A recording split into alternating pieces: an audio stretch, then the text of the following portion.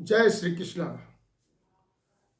वसुदेव सुतं देवं कंस चाणूरमर्दनं देवकी परमानंदम कृष्णं वंदे जगद्गुरु।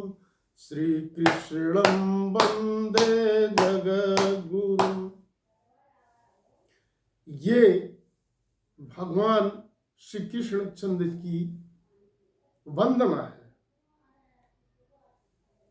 कंस और चाणूर का वध करने वाले देवकी के आनंदवर्धन वसुदेव नंदन जगत गुरु श्री कृष्ण चंद्र की मैं वंदना करता हूं। तो अब हम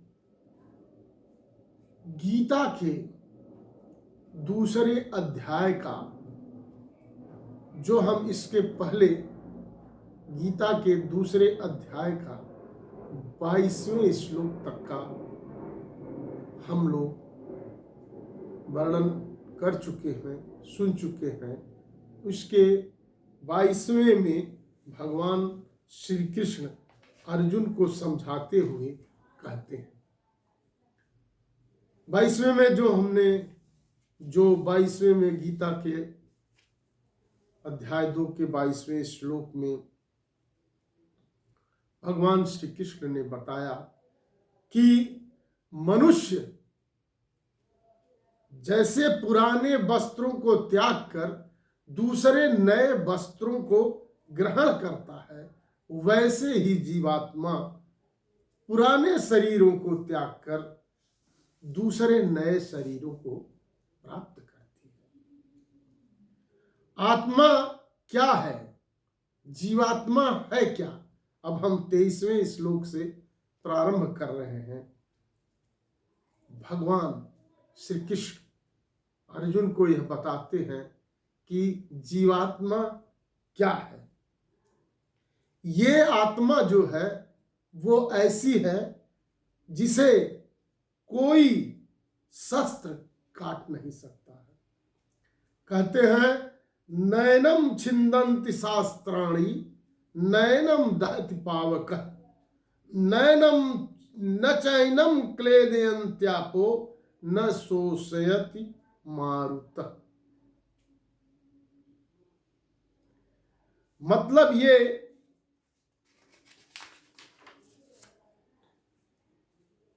कि इस आत्मा को शस्त्र नहीं काट सकते और इस आत्मा को आग नहीं जला सकती। आग न जला सकती है। नैनम दहति पावक, आत्मा को आग नहीं जला सकती है। और फिर न ही इसे वायु सुखा सकता है और न ही जल गला सकता है, क्योंकि अच्छेदो अयं मदाह्यो अयं मक्लेद्यो अशोष्येव च नित्यः सर्वतः स्थाणु रचनोऽयं सनातनः। क्योंकि यह आत्मा अछेद्य है, अभेद्य है, अदाह्य है, अक्लेद्य है और निसंदेह अशोष्य है, जैसे कि ऊपर बताया गया। तथा यह आत्मा नित्य सर्वव्यापी है, अचल और स्थिर रहने वाला और सनातन है। यह आत्मा अव्यक्त है, यह आत्मा अचिंत्य है और यह आत्मा विकार रहित है। इस आत्मा में कोई दोष नहीं, कोई विकार नहीं। ये आत्मा अव्यक्त है, व्यक्त नहीं किया जा सकता है। अव्यक्तो अयम् अचिन्त्यो यम् अविकार्यो यम् अच्युते तस्मादेवं विदित्वैनं नानुशोचितुर्महर्षि। ये इस प्रकार से भगवान श्री कृष्ण जी अर्जुन को समझाते हुए कहते हैं कि हे अर्जुन, इस आत्मा को उपयुक्त प्रकार से, जैसे ऊपर कहा गया, जानकर, ऐसा जान करके तुम्हें शोक नहीं करना चाहिए, क्योंकि आत्मा अव्यक्त है, अचिंत्य है, अछेद्य है, अभेद्य है, इसलिए तुम्हें शोक नहीं करना चाहिए। और अथ चैनम नित्ययातम नित्यम वा मन्यसे मृतम तथापि त्वं महाबाहो नैवं शोचितुम हर्ष। परंतु यदि इस आत्मा को तुम सदा जन्म लेने वाला, सदा मरने वाला मानता हो, तो भी इस प्रकार शोक करने के योग्य नहीं है, अर्थात इनके लिए शोक करने की आवश्यकता नहीं है। क्योंकि जो मान्यता है उसके अनुसार दो चीज है। जीवन में बताइए क्या चीज निश्चित है? जीवन में एक चीज सर्वथा निश्चित है, और वो क्या है? जन्मे हुए की मृत्यु निश्चित है। जो जन्मता है वो मरता है, जो मरता है वो फिर जन्म लेता है। तो इसलिए शोक करने की कोई आवश्यकता नहीं है। कहते हैं जातस्य ही ध्रुवो मृत्युर्धर्म जन्म मृत्यस्य च तस्माद् परिहार्येऽर्थे न त्वं शोचितुम् अर्हसि।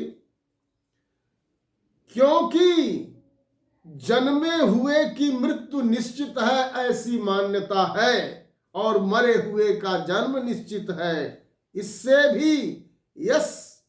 भी इस बिना उपाय वाले विषय में तुम शोक यदि करते हो तो शोक करने के योग्य नहीं है। इसलिए हे अर्जुन, तुम शोक इन लोगों के लिए न करो।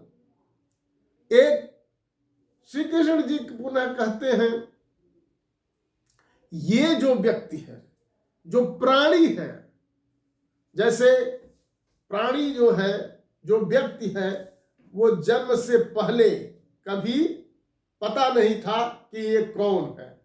जन्मने से पहले किसी का पता नहीं, अप्रकट है, उसका कोई पता नहीं है कि ये कौन है, कहां से आया है, और मरने के बाद भी नहीं पता लगता है। इस बीच में ही व्यक्ति अपना सांसारिक वो मोह माया में फंसता हुआ दिख रहा है।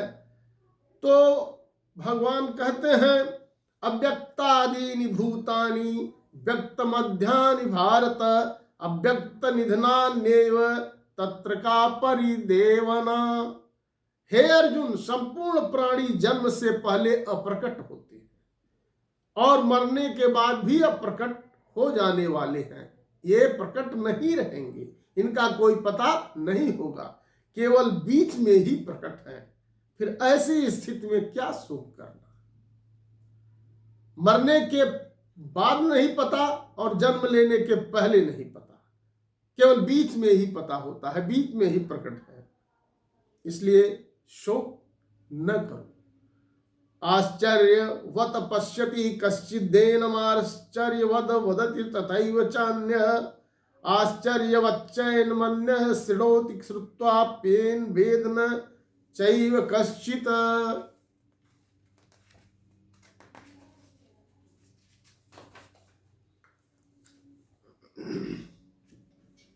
भगवान श्री कृष्ण जी अर्जुन को समझाते हुए कहते हैं, फिर कोई एक महापुरुष ही इस आत्मा को आश्चर्य की भांति देखता है, और वैसे ही दूसरा कोई महापुरुष इसके तत्व का आश्चर्य की भांति वर्णन करता है, तथा दूसरा कोई अधिकारी पुरुष ही इसे आश्चर्य की भांति सुनता है, और कोई कोई तो सुनकर भी इसको नहीं जानता।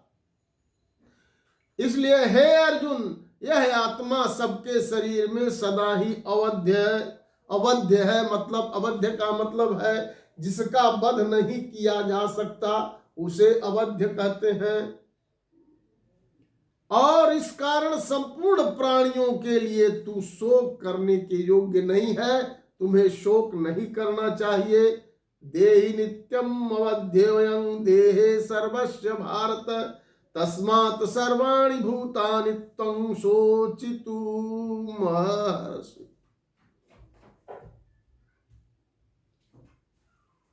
स्वधर्मपि चावेक्ष्य न विकम्पितुमर्हसि।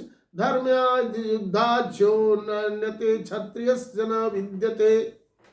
तथा अपने धर्म को देखकर भी तू भय करने योग्य नहीं है। तुम्हारा जो धर्म है वो भय के लिए नहीं है, अर्थात तुझे भय नहीं करना चाहिए, क्योंकि क्षत्रिय के लिए धर्म युक्त युद्ध से बढ़कर दूसरा कोई कल्याणकारी कर्तव्य नहीं है। क्षत्रियों को युद्ध करने से बढ़कर के कोई कर्तव्य नहीं है। यदृच्छया चोपन्नम स्वर्गद्वारमपावृतम सुखिनः क्षत्रियाः पार्थ लभन्ते युद्धम मीदृशम। इसलिए हे पार्थ, अपने आप प्राप्त हुए और खुले हुए स्वर्ग के द्वार रूप इस प्रकार के युद्ध को भाग्यवान क्षत्रिय लोग ही पाते हैं। किंतु यदि तू इस धर्म युक्त युद्ध को नहीं करेगा तो भी स्वधर्म और कीर्ति को खोकर पाप को प्राप्त होगा। अथ चेत्त्वम् इमं धम्मै संग्रामं न करिष्यसि ततः स्वधर्म कीर्ति च हित्वा पापमवाप्स्यसि। अकीर्तिं चापि भूतानि कथिष्यन्ति ते अव्ययाम् संभावितस्य चाकीर्तिर्मरणादतिरिच्यते। तथा सब लोग तेरी बहुत काल तक, बहुत समय तक अपकीर्ति का कथन करेंगे, तुमको अपयश मिलेगा, अपकीर्ति का कथन करेंगे। और यह माननीय पुरुषों के लिए, तुम्हारे जैसे पुरुषों के लिए अपकीर्ति जो है वो मरने से भी बढ़कर है, मरने से भी बढ़कर है, मरने से भी बढ़कर है। ऐसा भगवान श्री कृष्ण अर्जुन को बताते हुए कहते हैं।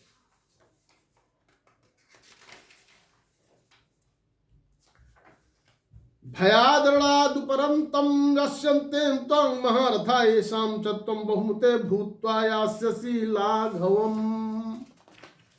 और जिनकी दृष्टि में तू पहले बहुत ही सम्मानित था, यदि तुम युद्ध नहीं करोगे तो जिनकी दृष्टि में तुम सम्मानित थे, अब उनकी दृष्टि में तुम लघुता को प्राप्त होंगे और वे महारथी लोग तुझे भय के कारण युद्ध से हटा हुआ मानेंगे। ऐसा मानेंगे जो लोग तुम्हें सम्मानित करते थे वो सब तुम्हें क्या भीरू, कायर मान करके तुम्हें कायर मानेंगे और तुम लघुता को, सूक्ष्मता, तुम्हारी स्थिति बड़ी लघु हो जाएगी और तुमको कायर मान करके मानेंगे, कायर कि तुमने युद्ध से अपने आप को हटा लिया। बोलिए जय श्री कृष्ण। आज का यहीं तक है और पुनः दूसरे भाग को प्रारंभ किया जाएगा। जय श्री कृष्ण, जय श्री कृष्ण।